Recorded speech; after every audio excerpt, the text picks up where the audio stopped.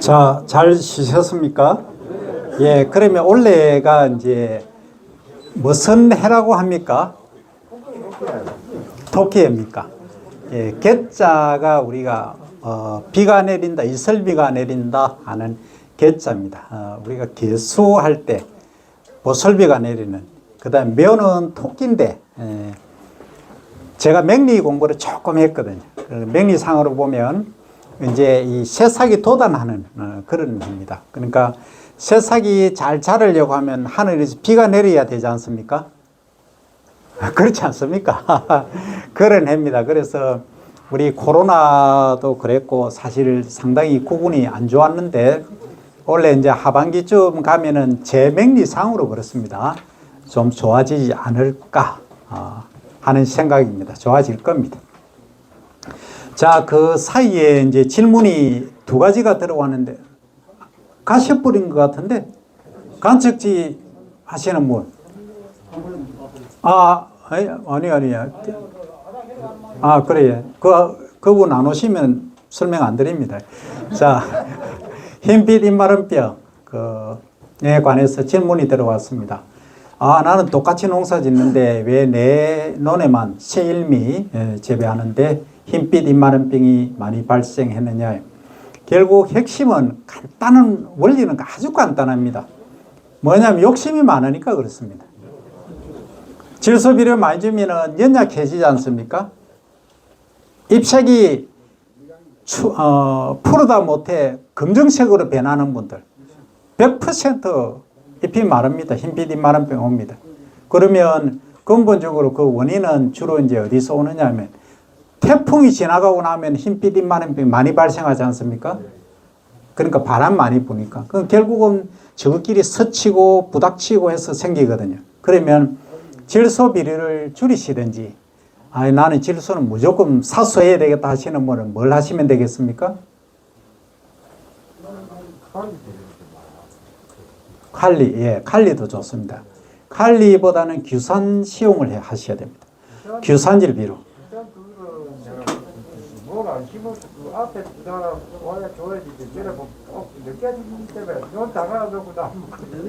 자, 이제 규산질은 왜 그러냐면 규산질은 간단히 말씀드리면 유리입니다. 유리.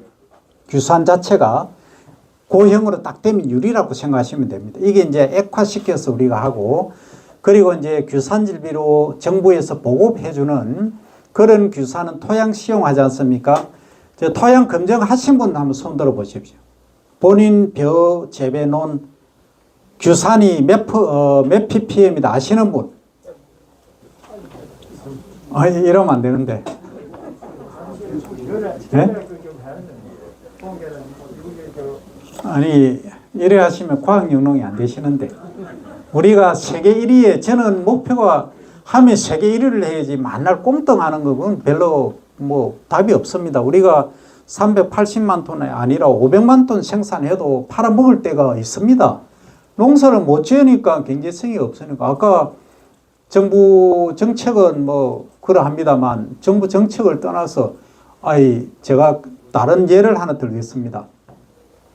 전국에 백화점 있지 않습니까? 아주 좀 거시기한 백화점. 거기에 일본 고시가리 쌀 1kg가 25,000원 하는데 우리 쌀은 저 구석에 처박혀가 지나가던 사람 발을 툭 차고 그게 우리 쌀입니다. 그래가 되겠습니까? 아니 일본의 고시가리 1kg에 25,000원입니다. 1kg에 얼마 합니까 지금? 2,500원 하지 않습니까? 그 10배입니다. 그 10년 전의 얘기입니다. 무조건 차별하고 우리가 기술을 업그레이드 시켜가야 되는데 발로 퉁퉁 치는 아니면 개살은 소 사료로 준다 하고 이런 정도의 쌀을 생산해 갖고는 여기 교육받을 의미가 저는 아무것도 없다고 봅니다. 제가 오늘 좀 강한 말씀 드리겠습니다. 반드시 본인의 논 토양 검증, 본인 갖고 계신 토양 검증하십시오. 반드시 하셔야 됩니다. 그리고 해석 방법도 아셔야 됩니다. 다른 거 다 필요 없고 하나만 하겠습니다. 유기물 하셔야 됩니다. 유기물은 무조건 3% 정도는 하셔야 됩니다. 지금 어떤 데는 1점 몇 프로 샀고 이런 데도 있는데 3% 정도 유지하시고, 그 다음 규산질 비료는 최소 120 ppm, 130 ppm 유지하셔야 됩니다. 이렇게 마시면 밥맛은 괜찮습니다. 근데 유기물은 또 이런 게 있습니다. 유기물은 지나치게 많으면 밥맛이 좀 없습니다. 또 아까 메탄 있었지 않습니까? 메탄 발생이 많습니다. 그래서 안 좋습니다. 그래서 아까 흰빛 입마름병은 일단 강한, 그러니까 바람이 불거나 해도 잎이 서로 막 부닥치고 해도 피해를 안 입는 균이거든요, 결국은. 그래서 발생이 적은 그런 품종이 있고, 아니면 재배적인 방법은 첫 번째는 규산질 비료를 시용하고 질소를 적게 시용하는 방법입니다. 아까 규산 시용을 뭐 뒤에 하면 어떻고 하신 말씀을 하셨는데, 토양에 시비하면은 1차적으로 좋고, 요즘은 액체로 해서 스프레이, 이제 드론이라든지 이런 거 많이 있지 않습니까? 이렇게 이제 후반기에 한 번씩 태풍 오기 전에입니다. 뭐 태풍 지나가고 나서 병 다 듭니다. 그래서 전에 한 번 정도 뿌려주는 것도 고품위 생산을 위해서는 좋습니다. 그렇게 하시면 되겠고, 그 다음 두 번째 질문이 뭐였느냐 하면, 두 번째 질문은 나는 여기는 다 들어보니까 뭐 물 다 잘 될 수 있는데, 그 수리 안전답인데, 내가 하는 데는 물이 없어갖고 물 대기가 힘든데, 이런 말씀을 하셨거든요. 가시불에서 제가 설명을 안 드리겠습니다. 하여튼 수리 불안전답, 소위 일명 하늘만 쳐다보는 천수답, 그거는 이제 그분 오시면 제가 설명을 드리겠습니다. 예? 우리 하 계장님이 하라 하시니까 하겠습니다. 자, 일단 간척지는 핵심이 뭐냐면 염분 농도지 않습니까? 염분 농도이기 때문에 이제 질문을 드립니다.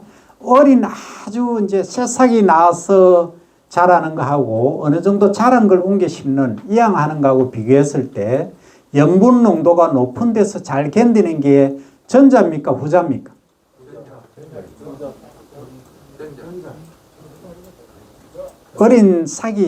어린 애기는 환경 변화에 좀 힘들지 않습니까? 네. 그래서 이제 모를 키워서 옮겨 심는 것은 좀 잘 견딥니다. 그래서 저기 새만금이고 저기 정주영 회장님 만드신 데 어디입니까? 서산 간척지. 거기 옛날에 다 직파를 했죠. 예, 유인 헬기를 타고 종자를 쫙 미국식으로 쫙 뿌렸습니다. 미국 가서 보고 왔겠죠. 그래 했는데 지금 어떻게 하는지 아십니까? 전부 이양합니다. 그 간척지거든요. 그 간척지는 이 새싹이 염분 농도가 3000 ppm 이래 되면 다 말라 죽어버립니다. 그 삼투압 작용이 있는데 그건 다 설명드리면 머리 더 복잡하니까, 기본적으로 염분 농도가 높은 간척지라든지 이런 데는 직파는 불가합니다. 하지 마십시오. 이양을 하셔야 됩니다. 그 이양을 하시는데, 자, 이제 이렇게 생각해 보시면 됩니다. 물을 내가 한번 쫙 뗐는데, 그 다음 물이 없었습니다. 물이 없어서 그냥 건조 상태로 놔두니까 한 열흘 되니까 어떻던가요? 예? 표면이 어떻던가요? 뭐 허연 게 쭉 깔려 있죠. 그 소금입니다. 그 염분이라는 거죠. 그러면 결국은 어떻게 하면 되겠습니까? 염분을 줄이려고 하면. 그렇습니다. 예. 물을 자주, 그러니까 민물이죠. 그 염분 농도가 낮은 걸 뗐다가, 예, 또 뺐다가, 이렇게 10년은 하셔야 뭐 농도에 따라 다르긴 합니다만, 서산 간척지도 그렇게 10년이 걸렸습니다. 예, 그렇게 해서 이제 하는데, 그렇게 안 하시고 하면은 어려운데, 그마저 물도 없다 지금 하시거든요. 지금 그렇지 않습니까? 뭐 가셨으니까 제가 염분 농도도 모르겠는데, 하여튼 염분 농도가 우리 이제 농촌진흥청에서 많은 연구를 했습니다. 1000 ppm, 2000, 3000 이렇게 해서 다 스크린을 했는데, 3000 ppm에서 재배를 하니까 절반이 말라 죽습니다. 수량이 반도 안 나옵니다. 그러니까 2000 ppm 하니까 거의 한 60% 정도 건지고 한 1000ppm 정도는 뭐 관계가 없습니다. 그래서 1차적으로 물을 걸러댈 수 있으면 가장 좋은데 그게 불가하다 하시는 분들은 대체 작물을 심으시든지 이제 배를 하시겠다 하면은 6도 형식으로 재배를 하시는 방법밖에 없습니다. 그러면 6도는 밭배지 않습니까? 밭배 하듯이 두둑을 이렇게 만들어서 재배를 하시는 그런 콩 재배하시듯이 그렇게 하시는 방법이 있습니다. 그 다음 이제 질문이 많으시니까 이 질문을 먼저 받겠습니다. 또 질문하십시오. 없으십니까? 하나, 둘, 예. 예. 예, 가축분요.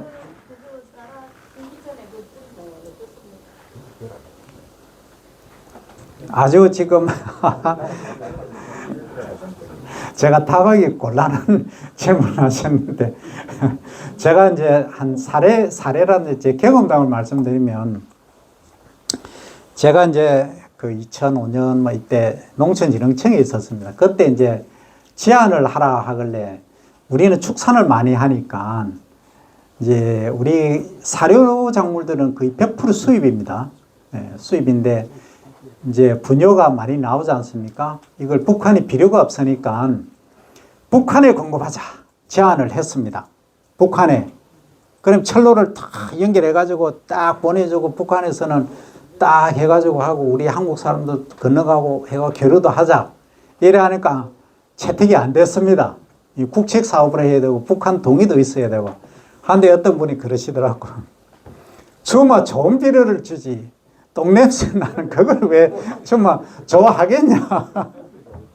우리는 어차피 솔직히 좀 처치곤란이지 않습니까? 그러니까 액비를 지금은 이제 가공시설을 만들어서 하지만 그 가공시설 하나 하는데 30억에서 40억 정도 듭니다. 여윳돈이 아니거든요.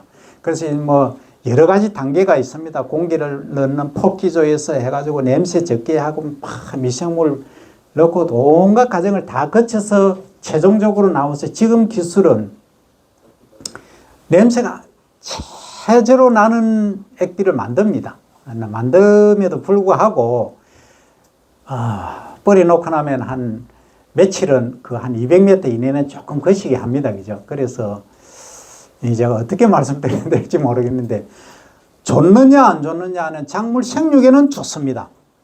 왜냐하면 비료 성분이니까 좋습니다. 근데 그 악취 때문에 악취가 있으면 또 뭐가 날라듭니까? 온갖 벌레 충들이 또 있거든요. 그래서 이제 그 정도까지만 제가 설명드리겠습니다. 또 다른 질문 없으시죠? 자, 그럼 진도 나가겠습니다. 자, 그러면 여기 보시면 탄소 중심 이렇게 되어 있습니다. 우리가 뭐 전 세계적인 동향을 알아야 되니까 이 넷지로라는 것은 이제 탄소를 완전히 이제 배출을 줄이자, 제로를 하자 이 얘기입니다. 그래서 이제 이렇게 전 세계적으로 지금 이제 진행이 되고 있습니다. 그래서 자, 그러면 우리가 관계되는 농축산 부분에서 온실가스인 이 배출을 2030년까지 1,800만 톤 줄이자. 이게 잘 개념이 이해가 안 되시죠? 이 중에서 벼가 거의 요게, 예, 벼는 거의 한 40% 가까이 차지하거든요. 요게. 요 정도로 이제 줄이자는 겁니다. 그럼 지금 하는 것보다 40% 줄이려고 하면 뭐 하면 되느냐?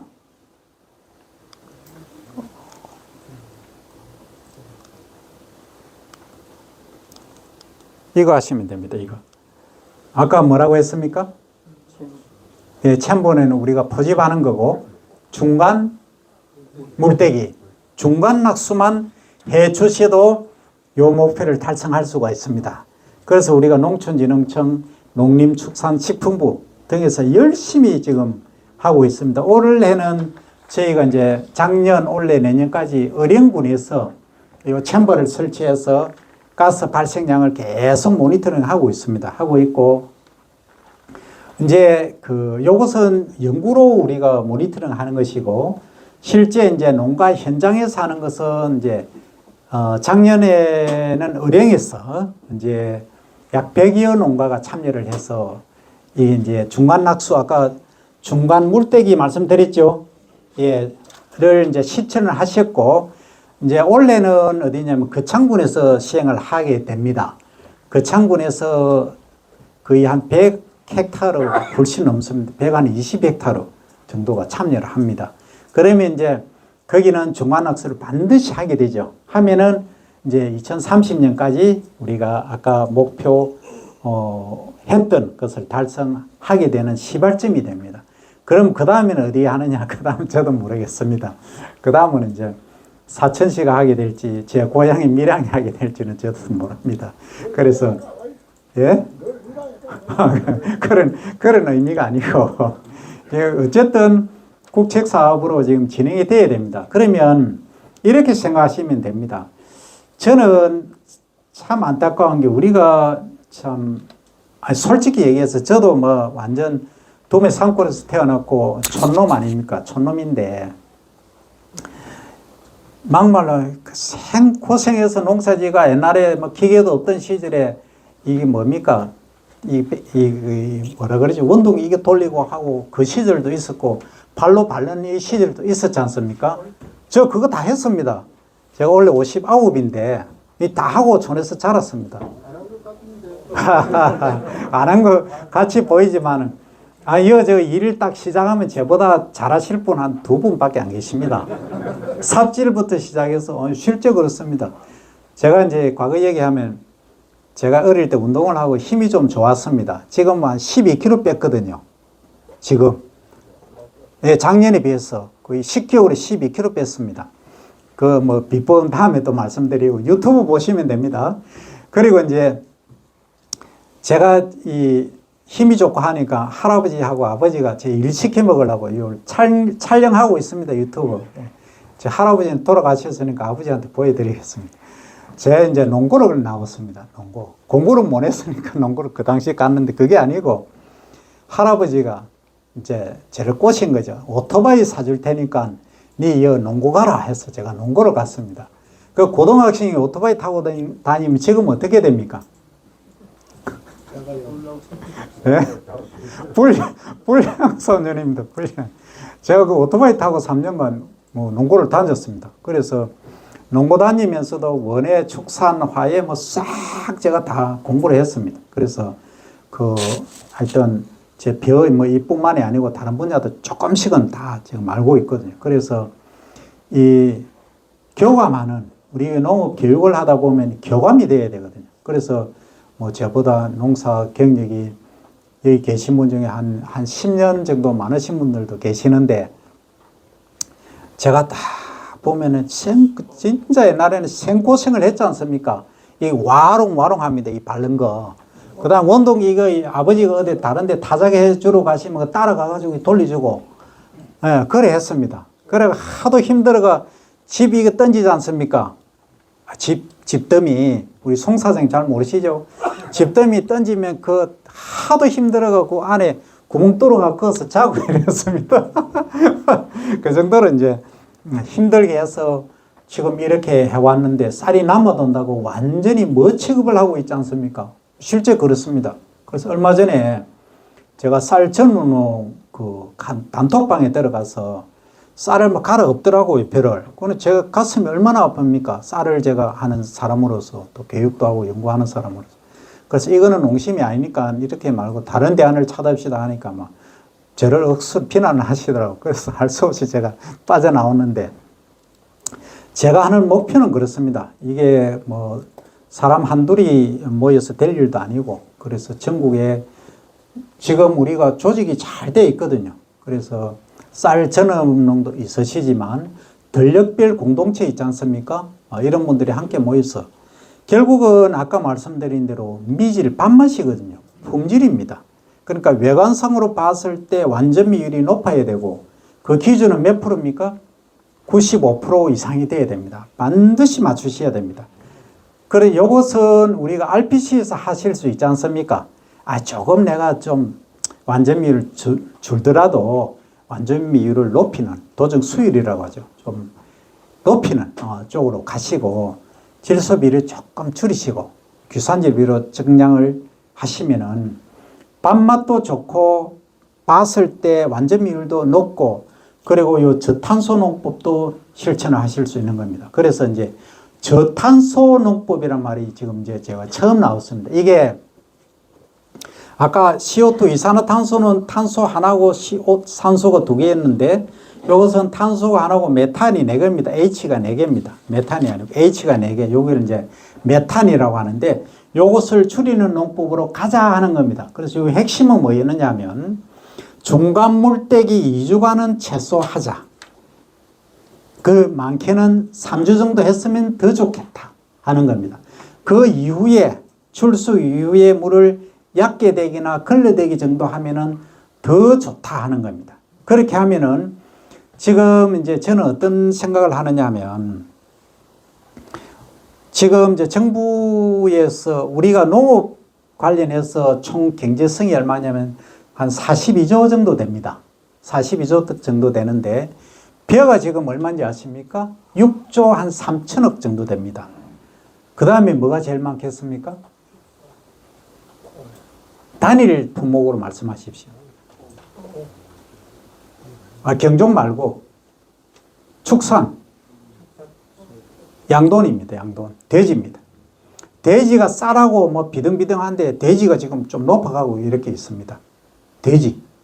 그러면 돼지 사료 전부 어디서 옵니까? 100% 수입입니다. 그럼 우리는 돼지를 삶아 찌어갖고 다시 소비하고 판매, 수출하고 하지 않습니까?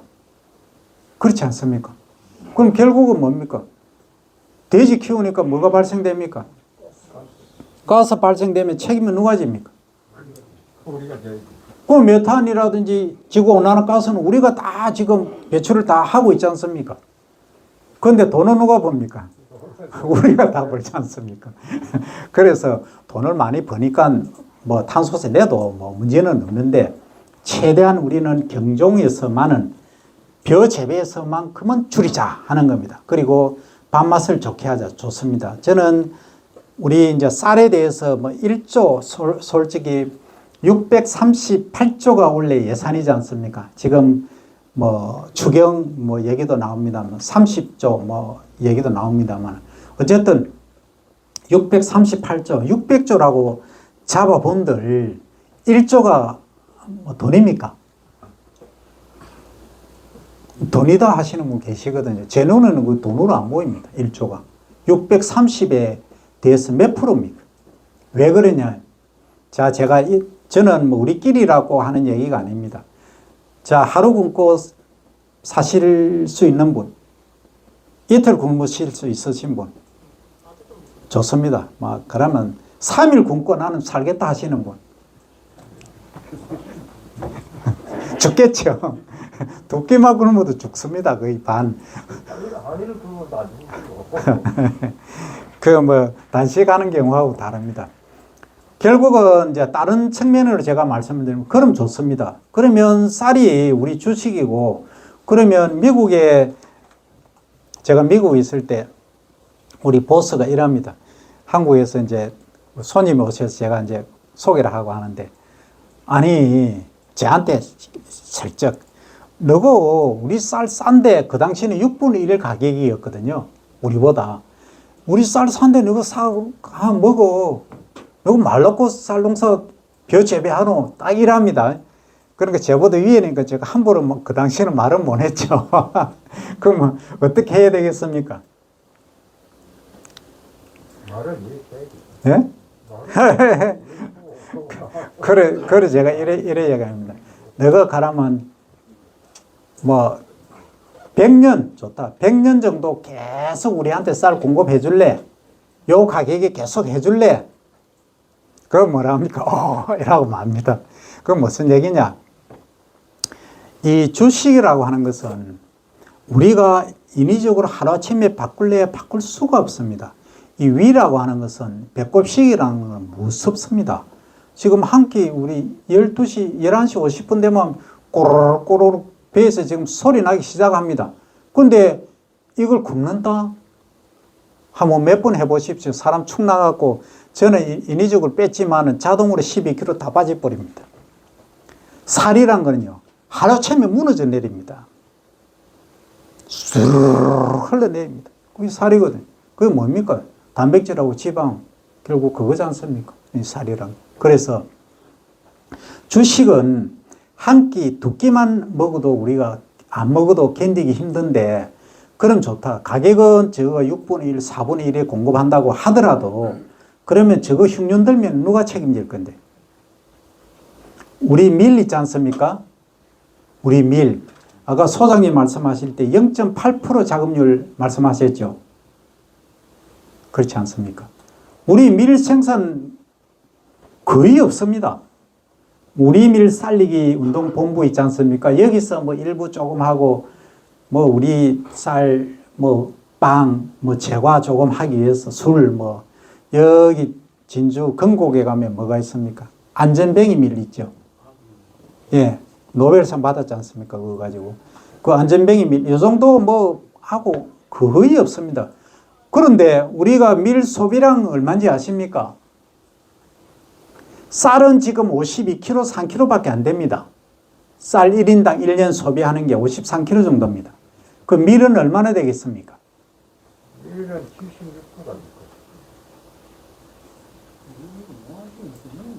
아니, 쌀을 53kg 소비를 하는데 자급률이 97% 겠는데 뭐 실제 수입 빼고는 거의 100% 아닙니까? 지금 쌀은 우리 100% 넘고, 그러니까 밀은 지금 1% 자급률이 안 되지 않습니까? 밀은 지금 1% 안 되는데 지금 몇 프로를 지금, 아니, 우리가 먹어야 한 건 한 76% 먹어야 된다 이 말합니까? 예, 쌀에 대해서 그렇다 말씀이죠.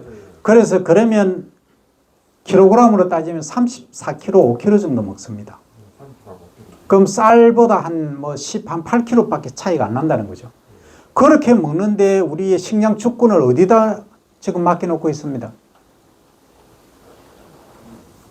미국.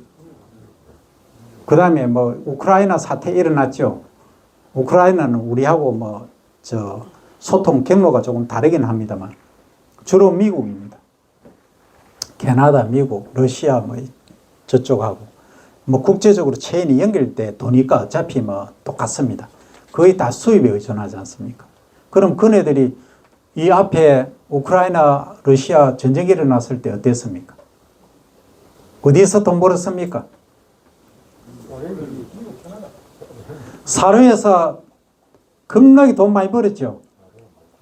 그렇습니다. 결국은 뭡니까?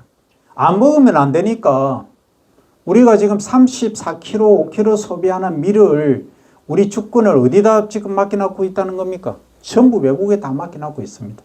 그 벼도 만약에 그렇게 한다면 이 벼는 어떻습니까?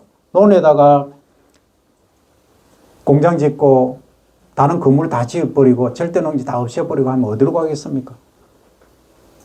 문제가 심각하다는 거죠. 그래서 저는 어떤 생각을 하느냐 하면 지금 그 논면적을 우리가 원래는 140만 헥타르였습니다. 1970년대만 해도. 지금 얼마냐면 78만, 75만 정도밖에 안 됩니다. 벼 재배 면적이. 그 절반 줄었거든요. 그러면 쌀을 자꾸 적게 생산해라 하지 말고 우수한 쌀을 많이 생산해서 수출할 수 있는 기회를 높이자, 늘리자 이겁니다. 일본에서는 벌써 30년 전부터 어떻게 하느냐면 제가 92년도, 3년도 이때 이제 갔을 때 어떤 거 하느냐 하면 애들한테 애들 있지 않습니까? 유치원이나 초등학생 때부터 일본에서 최고 밥맛 좋은 쌀을 줍니다. 우리 같으면 어떻게 합니까? 학교 급식하면은 한 단계 낮은 거 주죠. 근본적으로 잘못됐다는 거죠. 그럼 애들부터 어릴 때부터 우리 쌀이 최고인, 밥맛이 최고인 쌀을 먹여야 그게 입맛이 길들여져 있다는 거죠. 우리가 도시 나가서 외국 나가서 있다 보면 제일 먹고 싶은 게 뭡니까? 김치, 된장찌개 그거 말고 없습니다. 우리 밥 최고 아닙니까? 그렇듯이 어릴 때 그 밥맛, 그 맛을 느끼는 것 바꾸기가 정말 어렵습니다. 그래서 어떤 집안에 아버지가 찌면 엄마도 찌고 아들도 찌고 딸내도 찌고 다 살이 찌지 않습니까? 그건 음식 그 조성이 먹는 게 비슷하기 때문에 그렇습니다. 그 유전적인 것도 있지만. 그럼 결국은 어떤 걸 먹느냐에 따라 다른데 그만큼 어릴 때부터 습관이 중요하다는 거죠. 그래서 우리 주권을 한 4년 전에만 해도 61kg였거든요. 쌀 소비량이 1년에. 지금 53kg입니다. 그럼 이렇게 가면은 한 10년 후 되면 어떻게 갈지 한 40kg 정도 밀하고 비슷하게 되지 않겠나 이런 생각을 합니다. 그래서 지금은 이제 가공이라든지 이런 쪽도 가고 있지만 저는 이제 최고급미, 아까 특수미 특미 말씀을 하셨는데 수출할 수 있는 방법은 수출을 할 수 있도록 하고 내수는 내수대로 하고 하면은 쌀은 저는 75만 헥타르 정도에서 정상적으로 생산하면 됩니다. 되고 요것을 1조, 2조 들여가지고 방어할 수 있으면 얼마든지 하면 되죠. 그리고 또 이런 생각도 합니다. 그러니까 우리가 옛날에 살기 어려울 때는 미국에 원조를 많이 받았지 않습니까? 안 그렇습니까? 그러면 지금 우리가 쌀 과잉 생산된다 하면 한 2조 해서 개발도상국 좀 어려운데 줍니다. 주고 어떻게 합니까? 거기 개발하는 거죠. 얼마든지 방법이 있습니다. 그 해외에 눈을 돌리면요. 그러면 그런 데는 코리아를 심어주기가 엄청 좋습니다. 그러면 가전제품이라든지 TV, 자동차, 현대, LG 엄청나게 많이 있지 않습니까? 이걸 우리 걸 심는다는 거죠. 우리 한국 사람들이 파견돼서 한 사례를 말씀드리면 옛날에 이제 그 경북대 김순건 교수님 들어보셨습니까? 옥수수 박사님. 그 아프리카 나이지리아죠. 아프리카 가셔서 뭐 되셨습니까? 추장급. 그 추장이 뭡니까? 다른 거 다 필요 없습니다. 먹고 사는 게 가장 중요한데 하나님보다 더 위에 있는 분이 누굽니까? 그분입니다. 옥수수 박사입니다. 저거 생산하는 거는 요만한데 이분이 가져간 거는 이만한 이런 옥수수를 품종을 가져갔습니다. 솔직히 수원 19호 아닙니까? 그 계량종이거든요. 그러니까 우리 농업기술을 거기에 전파하면서 우리의 가전제품, 우리의 정신문화, 한국어까지 쫙 심어 놓으면은 좀 그거 하기는 시민지는 아닙니다. 시민지는 아니지만 우리하고 교류를 할 수 있고 여러 가지 측면에서 긍정적으로 작용할 수 있다는 거죠. 저는 그런 생각을 갖고 있습니다. 그래서 그게 2조 정도 든다고 해서 크게 630조 예산에 2조가 큰 돈입니까? 저는 그렇게 생각 안 합니다. 그리고 정부 정책 중에 또 하나는 어떤 식으로 갈 수 있느냐. 직접 이제 우리가 직불제하지만은 직접 이제 비어재배 농가에 공급할 수 있는 돈은 안 됩니다. 안 되니까 일본에서는 이미 30년 전부터 어떤 연구를 했냐면 이제 도시 소비자분들한테 앙케이트 조사를 합니다. 자, 여러분들이 시골에 가서 고추 잠자리를 봤다. 호랑나비를 봤다. 그 다음에 반딧불이를 봤다. 한 마리당 또는 10마리 이렇게 봤을 때 그 가치를 얼마나 돈으로 평가할 거냐. 그 조사를 이미 다 해서 논문으로 발표를 다 했습니다. 그럼 도시에 계시는 소비자분들은 그걸 다 생각한다는 거죠. 내가 자라는 고향 그리고 내 나라가 하나의 공원처럼 깨끗하고 맑고 좋다면 정말 좋겠다. 그 외국으로 굳이 갈 필요가 있느냐. 그래서 우리는 벼농사를 짓고 있지만 결국은 제가 이제 제일 안타까운 게 도시에 이제 아드님이나 이제 따님들은 나가시면 시골에 자녀분들 손자 되겠죠. 손자 데리고 이제 와 주셨으면 하는데 이제 차를 타고 탁 오다가 아빠가 야 아빠 고향에 왔다. 창문 열어라. 고향 냄새 맡아보자 하는데 뭐합니까? 동네 확 뿌리 잡고 저 비닐 막 태웁니다. 그러면 아들이 아빠 창문 닫아. 그러니까 매너님이 뭐랍니까? 당신 알아서 하소 하면 아들이 힘이 있습니까? 차 돌리고 집에 갑니다. 실제 그렇습니다. 그게 우리의 현실입니다. 그래서 제가 이제 말씀드리고 싶은 것은 일단은 소비자분들이 찾을 수 있는 쌀, 외국 쌀 고시깔이 아니라 어떤 쌀보다도 우리 쌀이 좋다 하는 게 미질로 첫째는 승부를 하고 두 번째는 우리 쌀을 먹으니까 지구 온난화도 적게 시키고 우리 환경을 보존하고 전 국토가 하나의 자원이고 소위 어메니티 뭐 그런 얘기를 하는데 공원화되어 있다 하는 정도로 인식되게끔 하면은 우리 쌀 안 사 먹고 다른 쌀, 다른 뭐 밀가루 사 먹겠습니까? 예, 그게 저는 두 번째가 오히려 더 클 수도 있다고 보지만은 첫 번째, 두 번째 그거 조건만 충족시키면 우리 쌀은 끄떡없다 이렇게 봅니다. 자, 그러면 이제 여기까지 중간 물때기 이제 설명을 드렸습니다.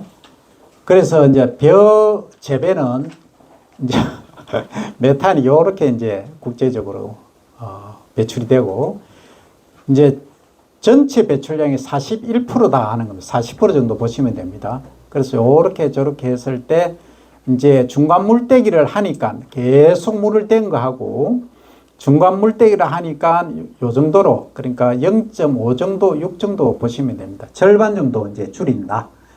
메탄 발생량을 그러니까 지구 온난화 발생을 절반 정도 줄인다. 이렇게 보시면 되겠습니다. 요게 이제 여기에 관해서 저희들이 이제 실천을 하고 있고 의령에서 했고 원래는 거창에서도 하고 이제 의령은 지속적으로 합니다. 그리고 다른 데도 이렇게 하는 겁니다.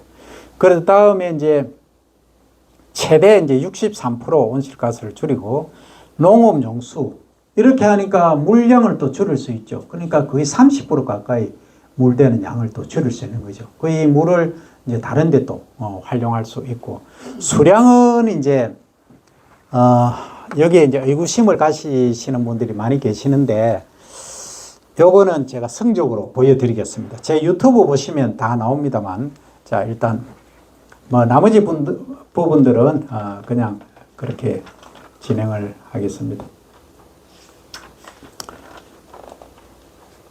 자, 여기입니다. 저희들이 이제 연구를 수행하면서 이게 이제 메탄 가스를 채집을 해야 되니까 가스가 얼마나 발생하는가. 그러니까 이제 아까 가두는 챔버에 있었지 않습니까?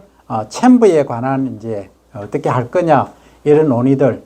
그 다음에 이 양을 저희들이 언제 했냐면 6월 10일 날 했습니다. 주로 새청무가 대표적으로 많습니다. 저희 의령은. 여기 새청무 재배하시는 분 계십니까? 예, 많이 계시네요. 그 다음에 영호진미는, 영호진미요? 손 들어보시죠.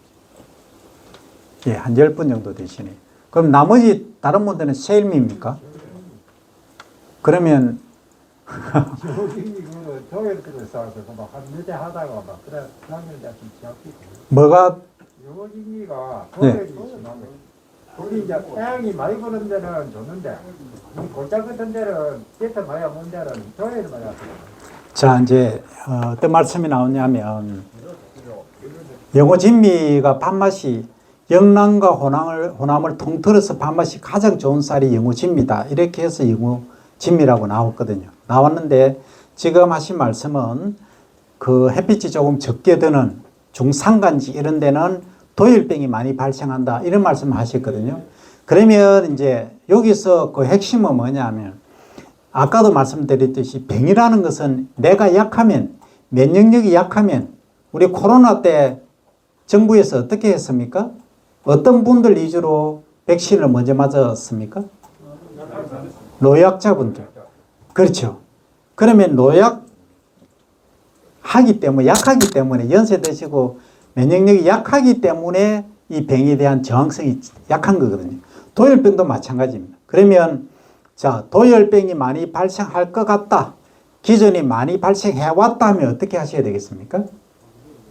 요소 비료를 좀 작게 예, 그거는 예 요소 비료를 좀 줄이시고 규산질 비료는 반드시 시용을 하셔야 됩니다. 그게 핵심입니다.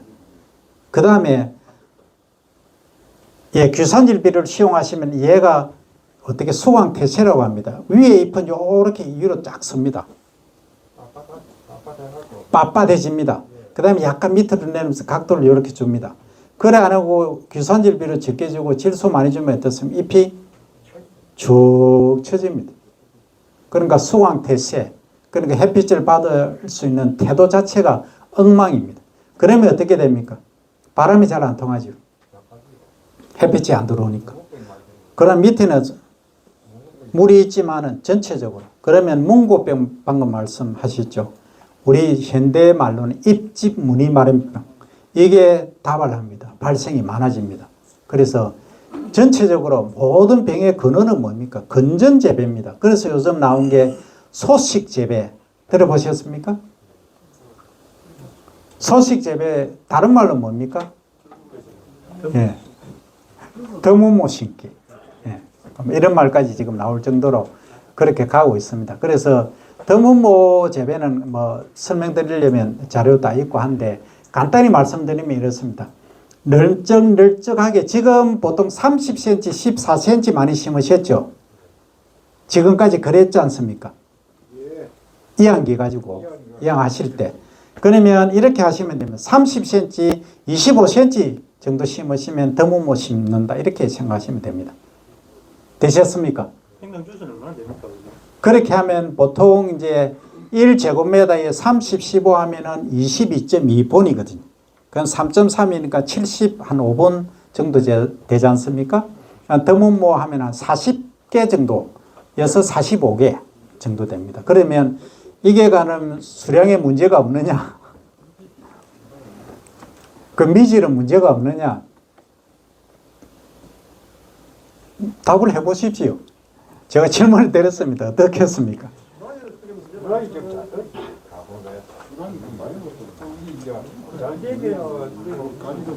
잘 되면 가지를 많이 씌워 수량이 많이 나오고 못 되면 수량이 작고 그 잘 되면은 당연히 좋은 거고 못 되면은 당연히 수량이 적은데 우리가 기본적으로 생각을 해보시면 됩니다. 표준 재배법이라고 30, 15, 14 이런 식으로 해왔는데 이거보다 더 물게 심으면 이제 결국 수량을 결정하는 것은 뭡니까?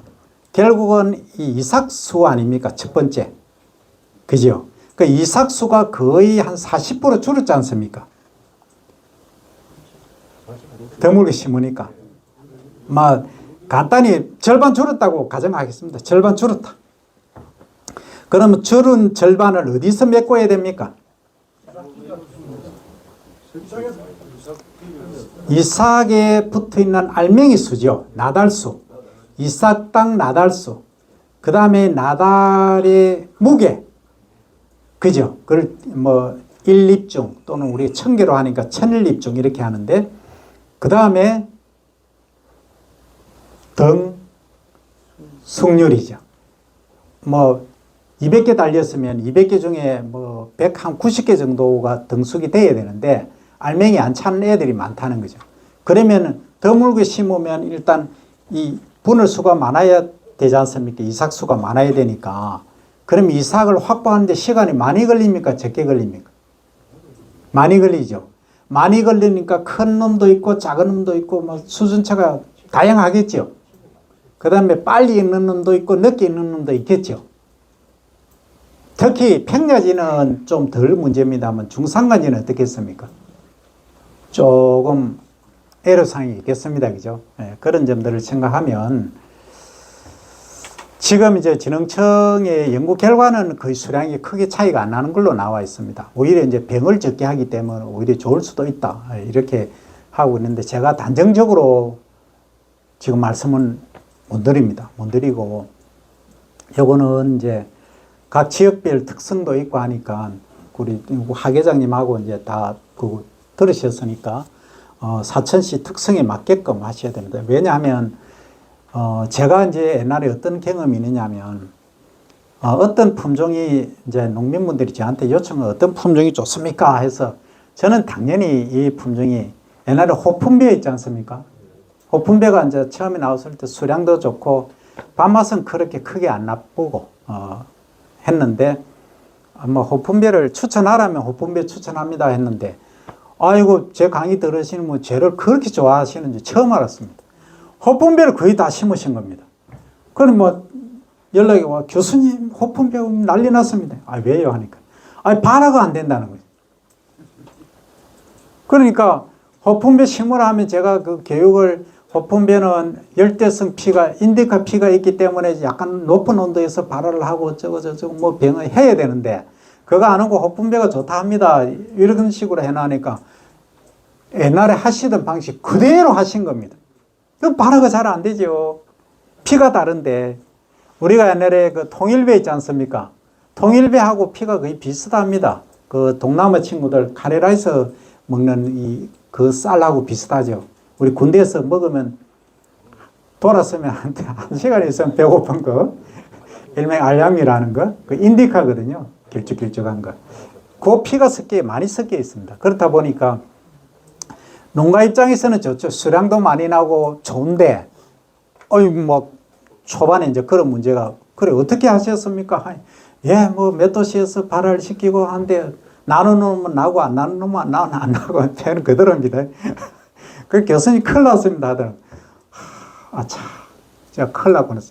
그 이후로는 제가 어떤 뭐 하시면 품종 추천 절대 안 해드립니다. 안 해드리고 그 이제 협의해서 하십시오 이렇게 합니다. 그래서 이제 제가 하는 거면 관계가 없는데 제 이 말 한마디가 뭐 수백 분, 수천 분, 뭐 대한민국 전체의 농민분들이 따라서 가시거든요. 그래서 함부로 품종은 참 말씀드리기 어렵다 이런 말씀 드리면서 일단 영호진미에 관해서는 아까 뭐 도열병 중상간지 말씀하셨으니까 나는 꼭 영호진미를 심어야 되겠다 하시는 분에 있어서는 아까 같은 방법을 선택하시고 약간 소식 재배로 가주시는 게 좋겠다 하는 말씀을 드립니다. 자, 이해되셨죠? 예, 다음 갑니다. 그 다음 우리가 이제 물을 댈 때 여기 잘 한번 보십시오. 모내기 이항 작업할 때 2, 3cm 하는데 자, 2, 3cm 개념이 오십니까? 자, 그럼 제가 질문 하나 드리겠습니다. 논에다가 균평 작업을 하신 분 손 한번 들어보십시오.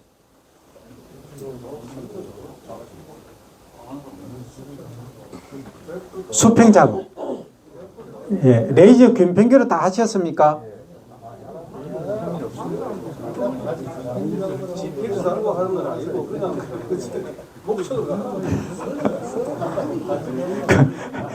좋습니다. 레이저 균평기가 아니고 그냥 목축을 하셨다는데 하이사 눈이 예리하시니까 뭐 관계는 없는데 제가 이제 많이 다니지 않습니까? 가면은 뭐 골뱅이 들어가 땀을 막 여름 비실비실 흘리면 막 아이고 좋겠다 아이고 좋 하시면 제가 보고 이제 누냐고 물으면 뭐 경상국립대 교수님이나 아이고 교수님 우리 좀 살려주세요 합니다. 와예 뭐 큰일 났습니까? 피 뽑다가 죽겠습니다 이러시는데 아니 피 뽑는데 우렁이도 있고 다 있는데 뭐가 그리 힘듭니까? 우렁이가 일을 해야죠. 우렁이가 일을 안 합니다. 우렁이가 어디 가는 거 없습니다.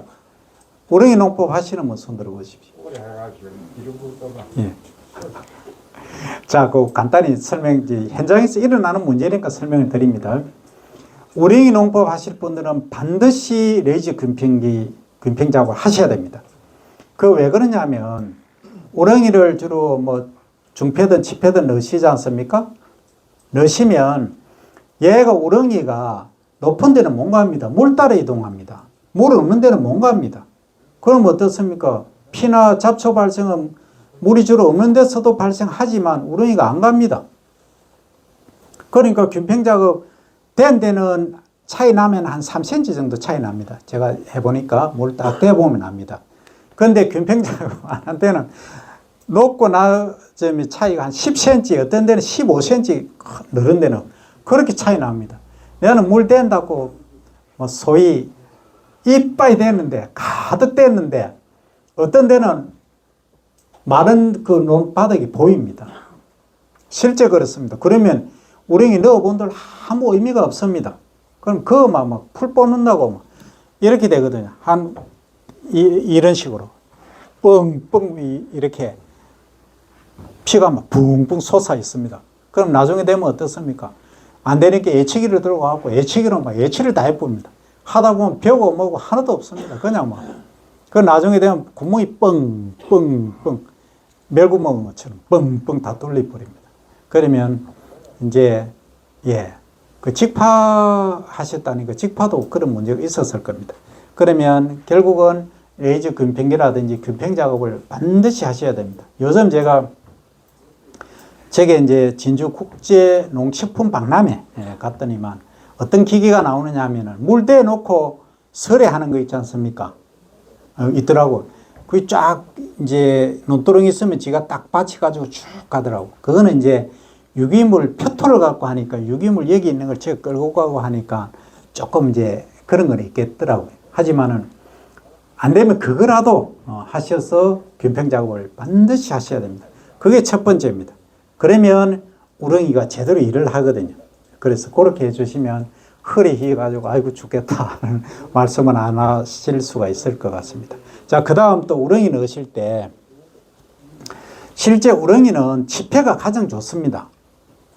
지폐 어린 거 있지 않습니까? 25, 30일 된 거 여기 좋은데 그럼 우렁이를 판매하시는 입장에서 보면 무게 단위로 팔지 않습니까? 그 1kg 얼마입니까? 그럼 보통 300평에 몇 킬로 넣습니까?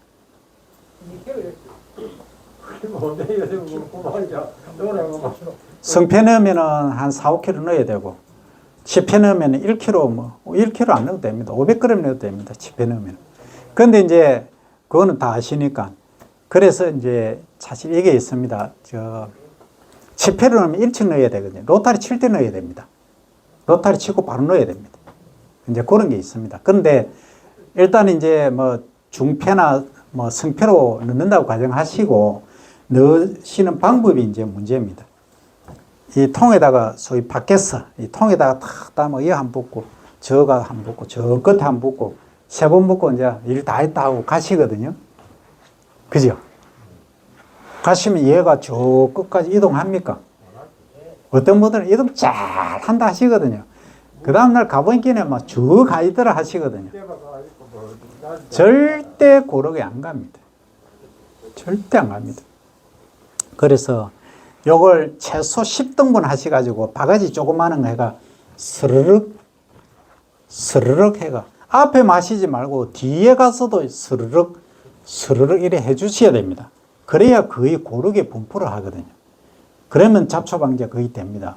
그러니까 현장에 가 보면은 어떤 집은 잡초가 하나도 없이 깨끗합니다. 어떤 분들은 엉망이거든요. 그래서 아니 너는 이래놓고 어떻게 바빠서 그렇다. 주로 공무원분들 그냥 뭐 농사 지으시고 안 가보시거든요. 우렁이가 일 다 한다니까 진짜 일 다 하시는 줄, 다 하는 줄 아시고 그런 경우가 생깁니다. 그래서 우렁이를 투입하시는 방법도 중요하고 지폐냐 성폐냐도 중요하고 그죠? 그 다음에 또 투입 시기가 중요합니다. 투입 시간 주로 언제 하십니까? 예? 언제 합니까? 아침에 합니까? 중참 때 합니까? 예, 해거름 때 해 져서 좀 저녁 먹기 전에 그때가 제일 좋습니다. 그 왜 그런지는 아시죠?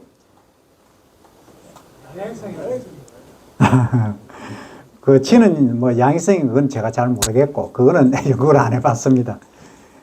딱 주변에 보면 온갖 설치류 새들이 막 이런 눈을 크게 뜨고 도사리고 있죠. 못 보셨습니까?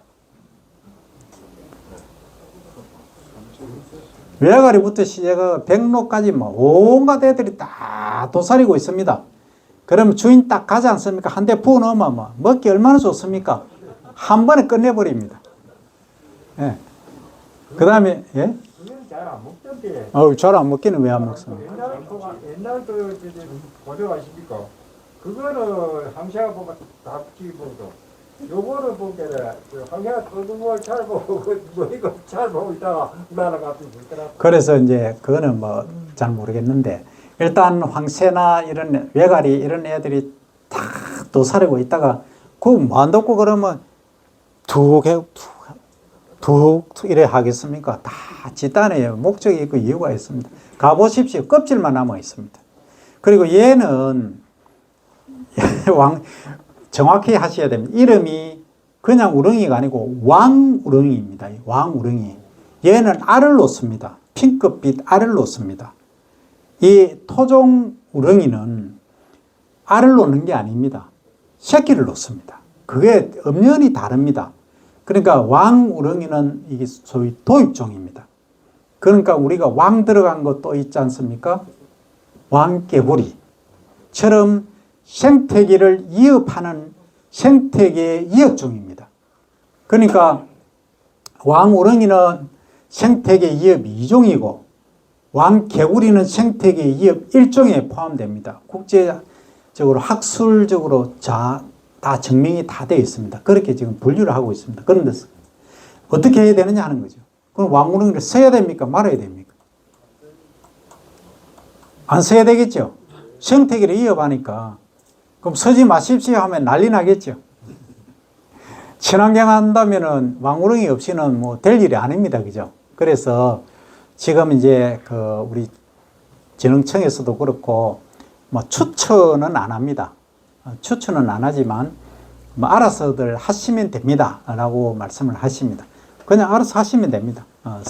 서셔도 된다는 거죠. 그래서 이제 국제적으로는 그렇게 이제 돼 있지만 얘가 이동하는 게 물 따라 이동합니다. 물 없으면 이동을 안 합니다. 그러면 하천가 이래 뚝 변해 보시면은 막 알이 엄청 붙어 있지 않습니까?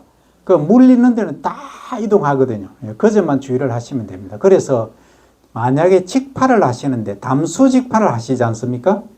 담수직파를 하시는데 만약에 우렁이 농법을 해서 위에 논이 있었는데 물이 걸러갔다 하면은 알하고